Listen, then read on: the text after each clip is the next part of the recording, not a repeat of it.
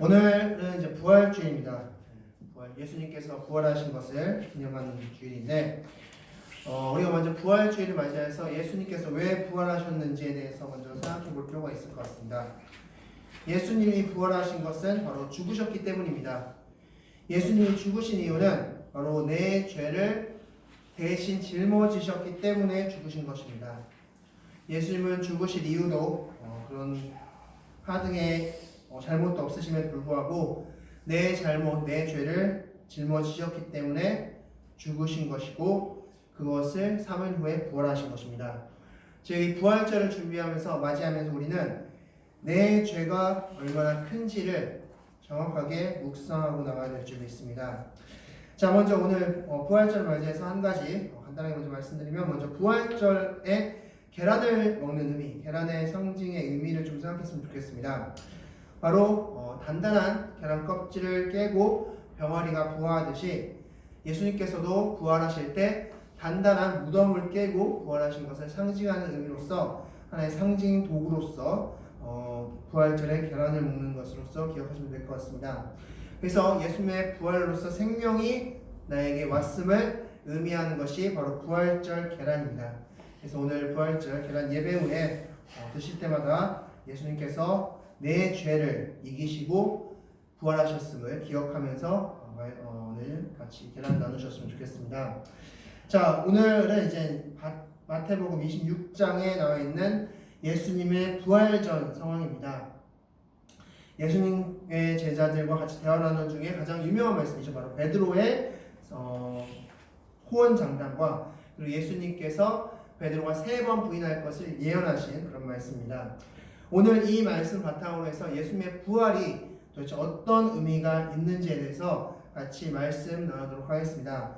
그리고 오늘 말씀 통해서 우리가 질문해야 될 것은, 베드로는 왜 이렇게 호언장담했음에도 불구하고 왜 예수님을 배신했는가에 대한 질문에 대한 답을 찾아가면서 우리는 과연 베드로처럼 안 할 자신이 있는가에 대해서 생각하는 그런 시간을 갖도록 하겠고, 또한 이런 베드로를 왜 예수님께서 찾아가셨나에 대해서도 생각하면서 오늘 말씀 적용까지 같이 말씀 나누도록 하겠습니다. 자, 오늘 말씀은 좀 어려운 말씀입니다. 5절밖에 되지 않지만 좀 어려운 말씀이니까 이렇게 잘 따라와 주시기 바라겠습니다. 자, 31절 말씀을 같이 읽겠습니다. 31절입니다. 시작! 그때 예수께서 제자들에게 이르시되 오늘 밤에 너희가 다 나를 버리리라. 기록된 바 내가 목자를 치리니 양의 떼가 흩어지리라 하였느니라. 아멘. 자, 이 31절 말씀 너무 유명한 말씀인데, 31절 말씀을 크게 두 부분으로 나눌 수 있습니다. 첫 번째 상반 부분, 오늘 밤에 너희가 다 나를 버리리라, 제자들이 버릴 것에 대한 말씀이고, 후반절은 기록된 바 하고 내가 목자를 치리니 양의 떼가 흩어지리라 말씀하셨는데, 이 말씀은 스가랴 말씀에 대한 예언이죠. 먼저 그 예언의 말씀부터 같이 나누도록 하겠습니다. 자, 스가랴 13장 7절 말씀 다 같이 읽겠습니다. 시작! 만군의 여호와가 말하노라. 칼이 깨어서 내 목자 내 짝이 된 자를 치라. 목자를 치면 양이 흩어지려니와 작은 자들 위에는 내가 내 손을 들이우리라. 아멘. 자, 이런 예언의 말씀을 이제 후반부에 하셨습니다. 그럼 질문 드리겠습니다. 이 말씀을 왜 하셨을까요? 자, 31절 이 말씀을 왜 하셨을까요? 자, 우리가 이 말씀을 제자들이 버린 것을 예언한 말씀으로 우리는 많이 인식합니다. 예수님이 이제 제자들이 나를 버릴 거야. 그것을 예언한 말씀으로, 그것을 앞서 말씀하신 것으로서 이 말씀을 해석하고 이해합니다. 그것에 주안점을 둡니다. 사실 이 말씀은 그걸 말씀하고 싶으셔서 말씀하신 것이 아닙니다. 왜 말씀하셨을까요? 구약에 나타난 메시아가 바로 나다라는 겁니다. 구약 스가랴에서 나타난 그 예언의 메시아 주가 바로 나다라는 겁니다. 즉, 내가 처질 것인데, 내가 십자가에 지면서 처질 것인데, 그 예언대로 너희가 나를 흩을 거야, 나를 버릴 거야 라는 것을 말씀하신 겁니다. 그러나 핵심은 무엇입니까? 제자들이 흩어지고 제자들이 떠나가는 것이 핵심이 아니라 핵심은 예언의 성취가 핵심입니다. 예언이 성취될 것이다. 나는 메시아다. 라는 말씀이죠. 자, 32절 말씀 계속 보겠습니다. 32절입니다. 됐습니다. 시작! 그러나 내가 살아난 후에 너희보다 먼저 갈리로 가리라. 아멘. 32절 말씀에 그 후에 예수님의 부활을 말씀해 주고 있습니다. 예수님께서 다시 사셔서 제자들 너희를 만나 주실 것이다 말씀하신 겁니다. 즉, 이 31절과 32절 말씀은 예수님이 메시아임을 말씀해 주는 겁니다. 예수님 메시아임을 말씀해 주고 있는 것인데, 자, 그에 대한 반응이 33절 말씀이에요. 다 같이 읽겠습니다. 시작! 베드로가 대답하여 이르되 모두 주를 버릴지라도 나는 결코 버리지 않겠나이다. 자, 베드로의 이 대답이 옳은 대답일까요? 정확한 대답일까요? 만약에 우리가 대답을 해야 된다면, 어떤 대답을 해야 된다면 어떻게 대답하는 게 옳은 대답일까요?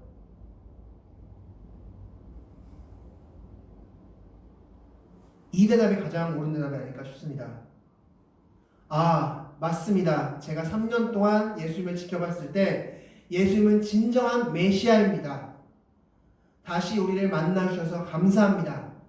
이게 옳은 대답일 겁니다. 왜냐하면 31절, 32절에서 예수님이 말하고 싶었던 핵심반은 너희들이 다 떠날 것이다가 핵심이 아니라 나는 스가랴서에 기록된 예언의 그 주다가 핵심이기 때문입니다. 그 예언대로 나는 이 일이 성취될 것이고 그 예언대로 나는 구원할 것이고 너희를 다시 만날 것이고 그 예언의 메시지가 나로 인해 성취될 것이고 그 구원의 메시지가 나로 인해 성취될 것이다가 메시지의 핵심이기 때문에 베드로는 지금 33절처럼 말씀하면 안 되고 지금 버리고 안 버리고 그런 호언장담한다, 호언장담이 잘못됐다 그게 핵심이 아니라 베드로가 핵심을 잘못 잡고 있다가 핵심입니다. 베드로는 메시아임을 말하고 있는 예수님의 그 메시지를 몰랐다는 게 핵심입니다. 자, 그러자 33절 말씀에 이렇게 말씀하고 있죠. 예수께서 이르시되 내가 진실로 내게 이르노니 오늘 밤 다 울기 전에 내가 3번 나를 부인하리라. 예수님께서 베드로가 부인할 것을 말씀해 주고 계십니다. 그때 다시 한번 35절 말씀 베드로가 이르되 내가 주와 함께 죽을정정 주를 부인하지 않겠습니다. 라고 말씀합니다. 자, 그런데 우리는 이 내용을 다 알고 있습니다. 결론적으로 어떻게 했습니까? 베드로가? 네, 부인했습니다. 철저하게 부인했습니다. 마태복음 26장 69절부터 75절 말씀 보면 베드로가 3번에 걸쳐서 예수님을 부인한 것을 볼 수 있는데 처음에는 부인만 하다가 두 번째 맹세하고 세 번째는 저주까지 내렸습니다. 여기서의 저주는 난 결단코 모른다 라는 강한 고백입니다. 자, 이렇게 3번이나 예수님을 부인한 것을 볼 수 있습니다. 그렇다면 질문 드리겠습니다. 왜 베드로는 예수님을 부인했을까? 여기서는 바로 베드로가 알지 못했던 베드로의 무지 2가지가 있었습니다. 오늘 설교 제목인 베드로의 무지. 과연 여러분들은 이 사실을 정확하게 알고 있는지 내 상황과 대입시켜서 말씀을 들으시기 바라겠습니다. 첫 번째, 베드로는 이것을 몰랐습니다. 베드로는 예수님이 왜 오셨는지를 몰랐다는 사실입니다. 오늘 본문 말씀, 이 말씀 전 상황이 어떤 상황이냐면 우리가 너무나 잘 알고 있는 최후의 만찬입니다. 예수님의 첫 번째 성찬식, 최후의 만찬. 이 최후의 만찬을 통해서 예수님은 나의 죽음, 예수님의 죽음에 대해서 말씀하셨습니다. 자, 그리고 너희가 나의 살과 피를 먹으면 다시 삶에 대해서 말씀해 주셨습니다. 자, 그리고 나온 말씀이 바로 이 말씀인데 이 말씀은 이제 마태복음, 마가복음, 누가복음, 요한복음, 사복음서에 다 기록되어 있습니다. 이 말씀은 지금 이 베드로의 후원장단 이 말씀은 다 기록되어 있는데 특별히 누가복음에는 이 말씀 전의 상황이 기록되어 있습니다. 즉 베드로가 이렇게 후원장담하고 그 전에 예수님께서 말씀하시는 그 상황 전에 어떤 상황이 있었는지를 말씀해주고 있는데 누가복음 22장 24절 말씀 보면 이런 말씀이 있습니다. 그들 사이에 그중 누가 크냐라는 다툼이 일어났다 말씀하고 있습니다. 즉 다툼이 일어나고 예수님이 너희가 떠날 것이다. 그 스가랴 예언대로 성취될 것이다. 나는 메시아다가 말씀하시고 그리고 나서 베드로 호언장담 있고 3번 너와 나를 부인할 것이다 말씀하고 베드로의 다짐 있고 이런 구조고 되어 있습니다. 자, 누가복음 22장에 베드로가 비롯한 제자들의 다툼이 일어났는데, 그런데 중요한 것은 이 다툼이 이번 한 번이 아니었다는 사실입니다.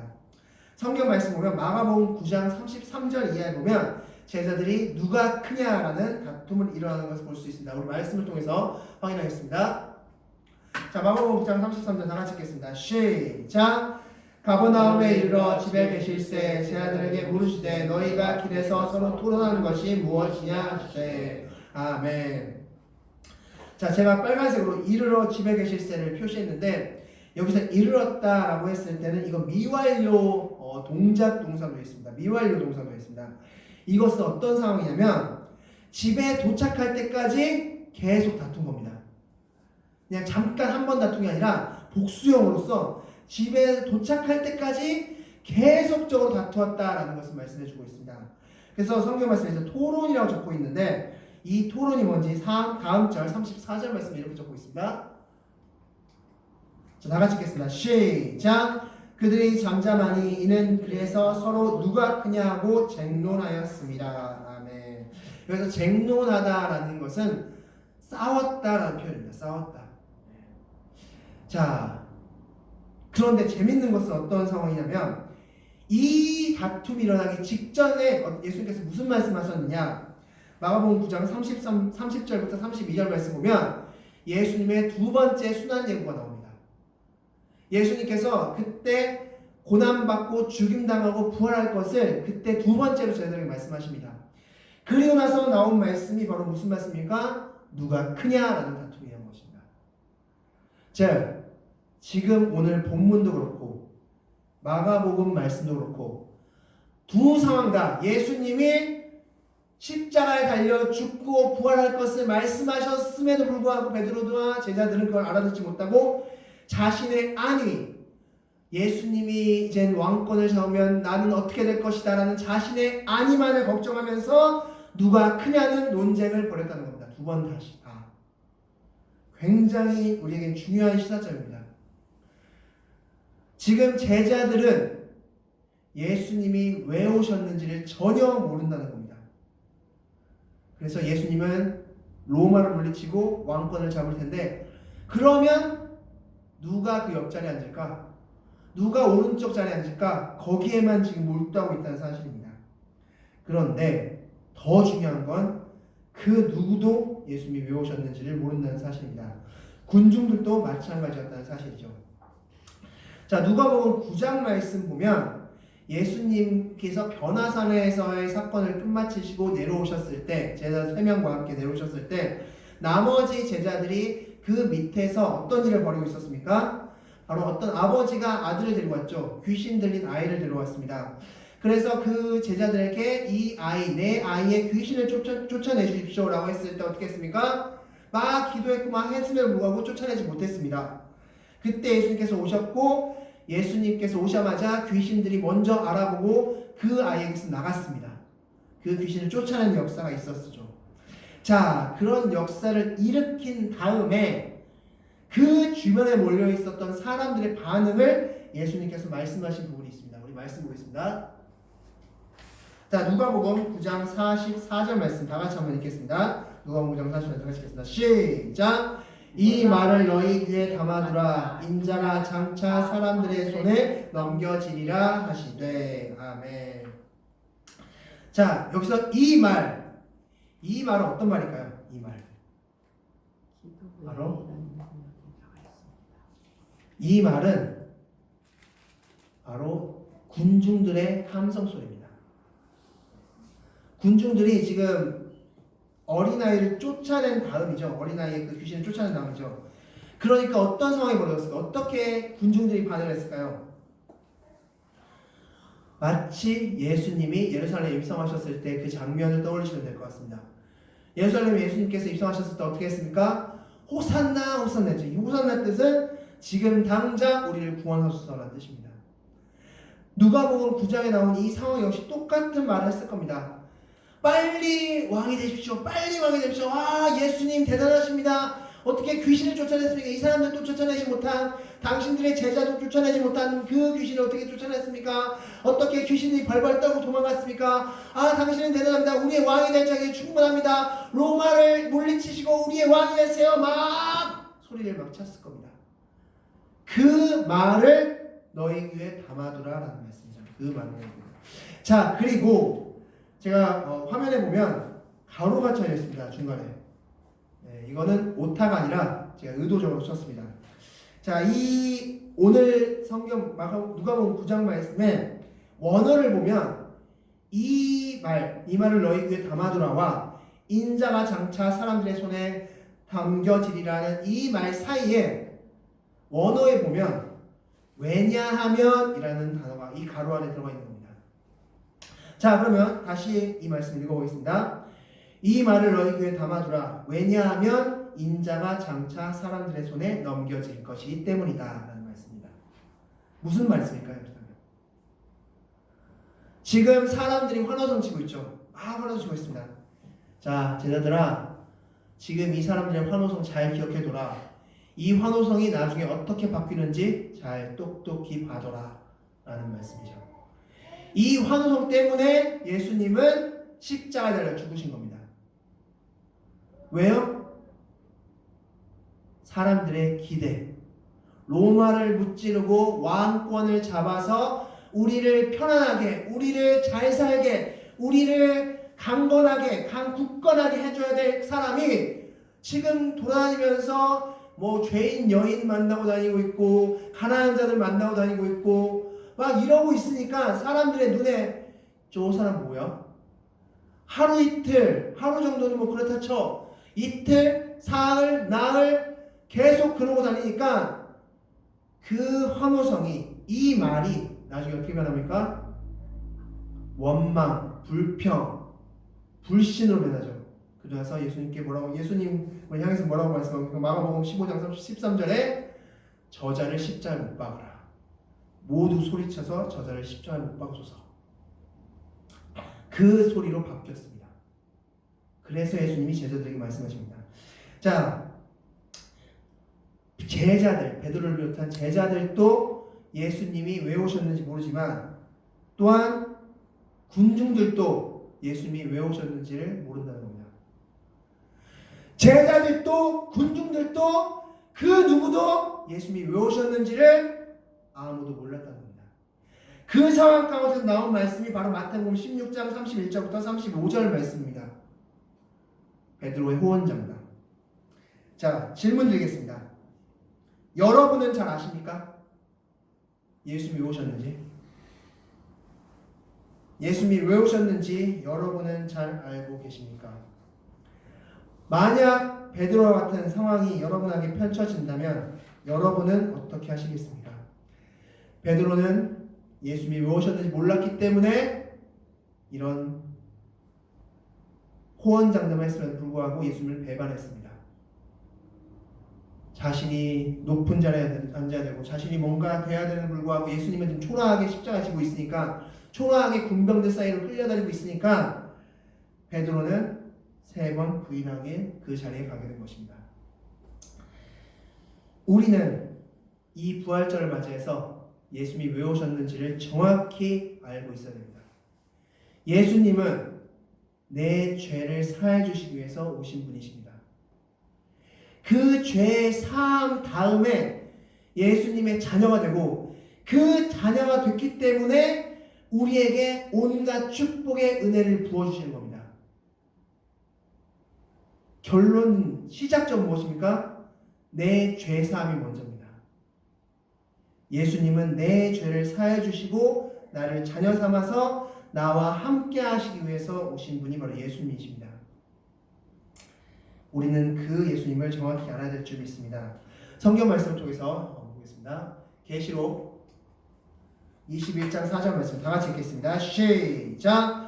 모든 눈물을 그 눈물에서 닦아주시니 다시는 사망이 없고 애통하는 것이나 곡하는 것이나 아픈 것이 다시 있지 아니하리니 처음 것들이 다 지나갔음이로라. 아멘.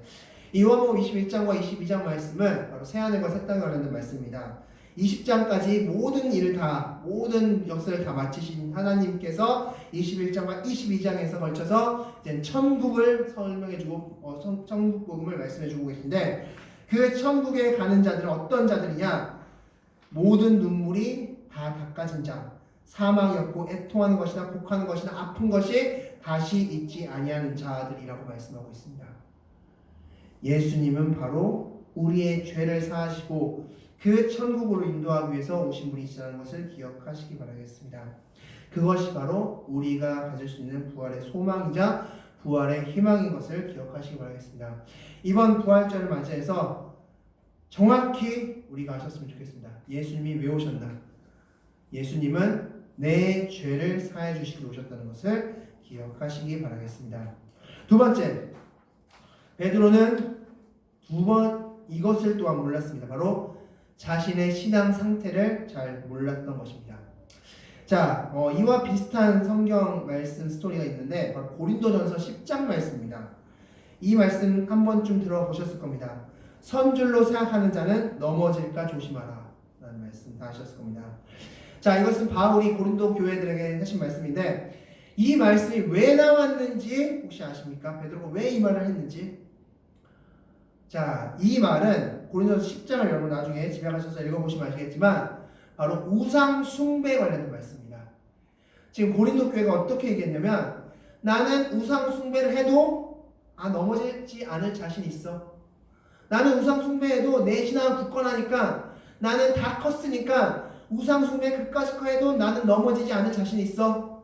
나는 악한 일을 저질러도 넘어지지 않을 자신 있어 라고 베드로에게 말했습니다. 그때 바울에게 말했습니다. 그때 바울이 말씀한 게 선줄로 생각하는 자는 넘어질까 조심하라 라는 말씀입니다. 자, 이것은 베드로와 굉장히 유사한 사건입니다. 베드로도 나는 어떤 어려움이 있더라도, 어떤 고난이 있더라도, 어떤 핍박이 있더라도 절대 예수님 배반하지 않을 겁니다.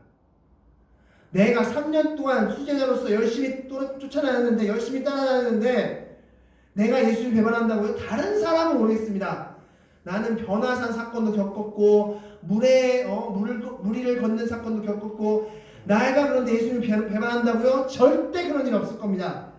호언장담했습니다. 그런데 한 시간도 지나지 않아서 베드로는 어떻게 했습니까? 처음에 예수님을 부인했을 때 만났던 사람이 여종입니다. 여종.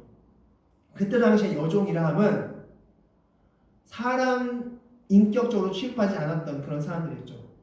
그런 여종에게 너 같은 패 아니야? 라는 그 질문 한마디에 부인하고 다짐하고 그리고 저주까지 하는 그런 일을 베드로가 벌였던 것입니다. 그 시간은 성경적으로 봤을 때도 고작 2시간도 채 되지 않습니다. 그리고 나서 예수님과 눈이 마주치죠. 누가복음 22장 61절 말씀 보면 예수님과 눈이 마주쳤다 말씀하고 있습니다. 그때 베드로는 예수님께서 2시간 여전에 했던 그 말씀이 떠올랐습니다. 네가 다 굴기 전에 나를 3번 부인할 것이다. 그 말씀이 떠올라서 베드로는 통곡했습니다. 자, 두 번째 베드로의 무지는 무엇이었습니까? 내가 다 컸다라고 생각했던 겁니다. 우리 중에도, 저를 포함해서 우리들 중에서도 내 신앙은 다 컸어 라고 생각할 때가 너무나 많습니다. 나 신앙생활 잘하니까, 나 주일 참석 잘하니까, 나 이렇게 잘하니까, 저렇게 잘하니까 나는 신앙 다 컸어 라고 생각할 때가 너무나 많다는 것이죠.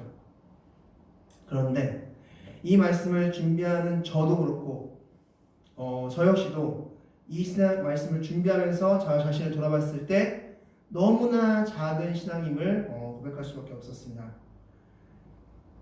그리고 이 말씀을 준비하면서 마음적으로 다짐했습니다.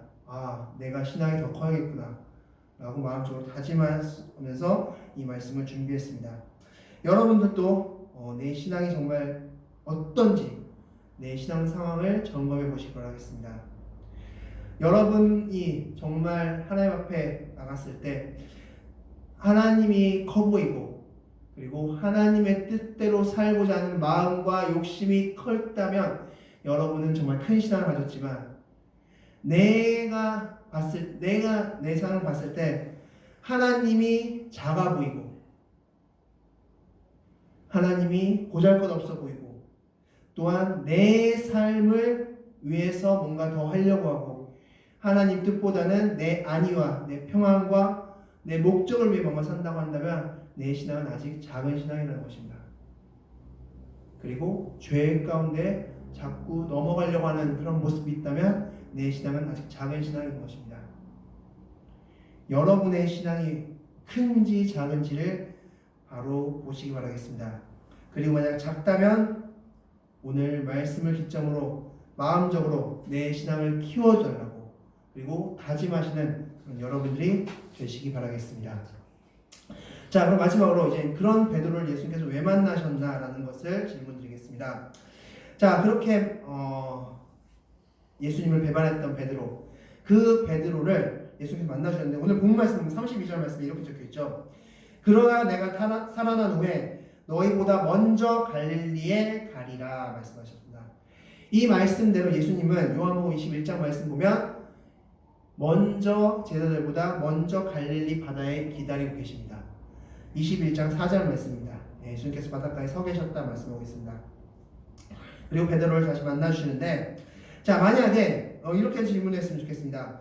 예수님이 왜 베드로를 만나주셨나라는 것을 알기 위해서 만약에 베드로를 만나주지 않았다면 어떻게 됐을까? 베드로가 그 두 가지 이 질문에 대한 두 가지 답을 좀 찾아보면서 예수님이 왜 만나주셨는지에 대한 답을 찾겠습니다. 첫 번째, 베드로는 영영 예수님이 누군지를 몰랐을 것입니다. 예수님이 부활하셨음을 몰랐을 것입니다. 그러면 예수님이 메시아임을 몰랐을 것이고 죄를 사해 주시는 분이심을 몰랐을 것입니다. 그래서 베드로는 자신이 이제 나중에 신앙이 다 돼서 큰 사람이 된 다음에 베드로전서 1장 4절 말씀에 이런 말씀을 적어놨습니다.